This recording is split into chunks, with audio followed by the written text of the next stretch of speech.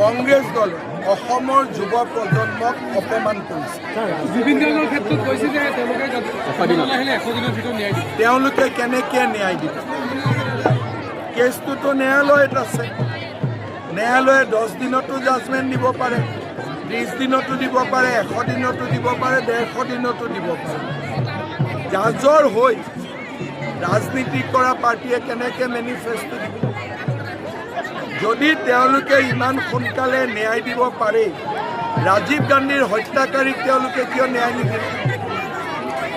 ৰাজীৱ গান্ধীৰ হত্যাকাৰীক ন্যায় দিওঁতে তেওঁলোকে 7 বছৰ লৈছে। আমাক ঠগাবৰ কাৰণে তেওঁলোকে বেলেগ ৰাস্তা বিচাৰি নাপালে নেকি? ন্যায় দিয়ে হাইকোৰ্ট, ন্যায় দিয়ে ন্যায়ালয়ে, ন্যায় মুখ্যমন্ত্ৰীয়ে নিদিয়ে। কেনেকৈ 100 দিনত দিব? তাৰমানে কাগজ পত্ৰ নাচাব, বিচাৰ নকৰিব। তেওঁলোকে ক'ব লাগিছিল যে আমি ভাল উকিল দিম কোৰ্টত। জাজৰ কামটো তেওঁলোকে কৰিম বুলি ক'লে। তাৰমানে কি? তাৰমানে আমাক মিছা কথা ক'লে। আমাৰ আৱেগক লৈ তেওঁলোকে ৰাজনীতি কৰি আছে। আজি আপোনালোকে চাব, কংগ্ৰেছৰ নেতাবিলাক গুৱাহাটীত আহে আৰু জুবিন গাৰ্গৰ সমাধিত যায়। কিয়? ইলেকশ্যন আছে।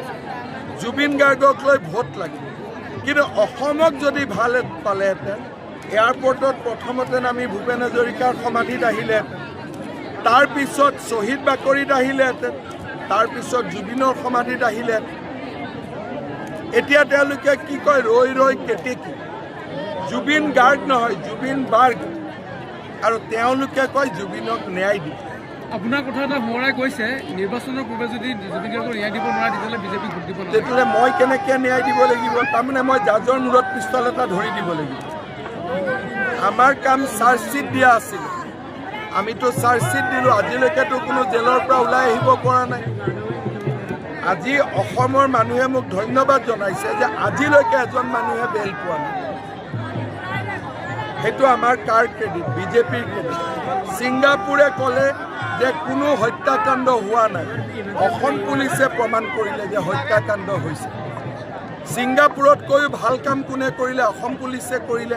সেইকাৰণে গোটেই পাব্লিক এইবাৰ ধুমুহাৰ দৰে ওলাই আহিছে যে বিজেপিক ভোট দিব। ছিংগাপুৰৰ ৰায়টো ভুল, মোৰ মতেদিতো ভুল। আমাৰখন ক্ষুদ্ৰ।